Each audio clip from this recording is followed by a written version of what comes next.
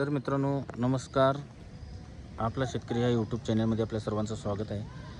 आज प्रथमतःच हा व्हिडिओ आपल्या चॅनलवर येत आहे कारण आपण गोट्यामधले पण जनावरं बघतोय, पण ते हिंडवण्यासाठी सोडल्यानंतरनं बाहेर ती जनावरं कुठल्या पद्धतीने हिंडतात किंवा त्यांचं पाय मोकळं व्हायला लागतात. हे पंढरपुरी जातीवंत जनावरांचं असं असते की त्यांना दिवसातनं 2 टाईम तर का म्हणजे 2 ते 3 तास सोडणं गरजेचं आहे.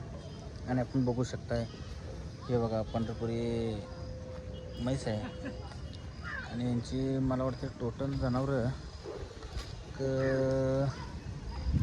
60-65 जनावरं आहेत. तर बघू शकताय अतिशय सुंदर असा ते हिंडायला सोडल्यानंतर नसते, कारण याच्या जे आपण हिंडायला सोडल्यानंतरनं जे वनस्पती जे चारा खातात त्यामुळं दुधाचं ही रेडी बघू शकताय, गोरी रेडी आहे मित्रांनो बघा. आणि तुम्हाला असं लांबून दाखवतो जरा की खरोखर बघण्याजोग्या म्हशी आहेत. आणि ह्यांना हिंडायला सोडण्याचं मुख्य कारण म्हणजे ह्यांच्या दुधामध्ये ज्या वनस्पतींचा अर्क उतरला जातो ते दूध खायला चांगलं असतं मित्रांनो. आणि पंढरपूर जातीला जनावरं जे असतं ते घाण वगैरे काही खात नाही आहेत असं त्यांचं हे आहे.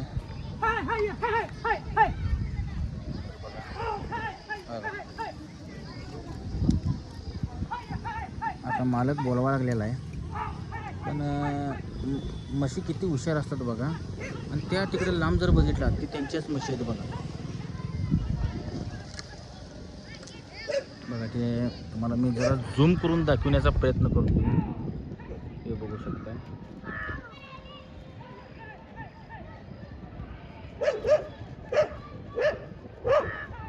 आणि आता सगळी जनावरं मालकानं बोलवल्यानंतरनं सगळी जनावरं रिटर्न चालल्यात.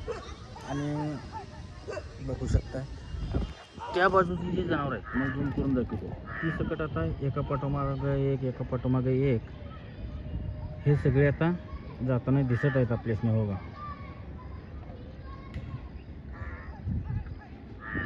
आता तिकडनं ते त्या म्हशी तिकडे चरत होत्या त्या सकट आता तिकडे चालल्यात.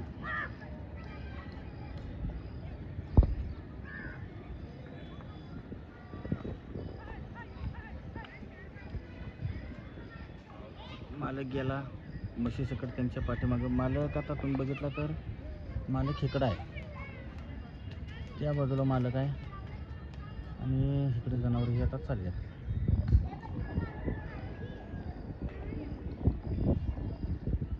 तर कुणाला ह्या खांडव्यामधली रेडी किंवा म्हैस जर पाहिजे असेल तर नक्की मला कमेंटमध्ये सांगा.